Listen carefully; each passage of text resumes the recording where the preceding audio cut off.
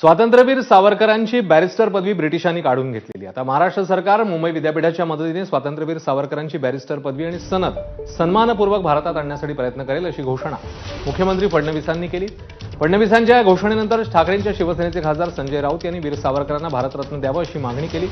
सरकारवर निशाणा साधत राऊतांनी मोदी सरकारने अद्याप भारतरत्न का दिलं नाही असा सवालही विचारला. मुंबई विद्यापीठाने स्वातंत्र्यवीर सावरकरांची डिग्री परत केली तरी इंग्रजांनी त्यांचा बारॅट लॉ म्हणजे बॅरिस्टरची डिग्री जी रद्द केली होती ती अद्यापही त्या विद्यापीठाने परत दिलेली नाही.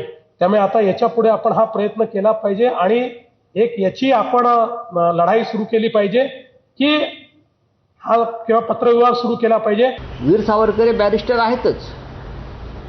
तो कागदाचा तुकडा जरी जप्त केला असला ब्रिटिशांनी तर आम्ही त्याला बॅरिस्टर म्हणतो, बॅरिस्टर मानतो. पण या देशाची मागणी जी आहे ती वीर सावरकरांना भारतरत्न देण्याची आहे. सावरकरांचा खरा सन्मान कशात आहे? त्यांच्या विचारधारेचा. तर तो त्यांना भारतरत्न ही पदवी देऊन टीकाकारांची तोंड बंद करणार.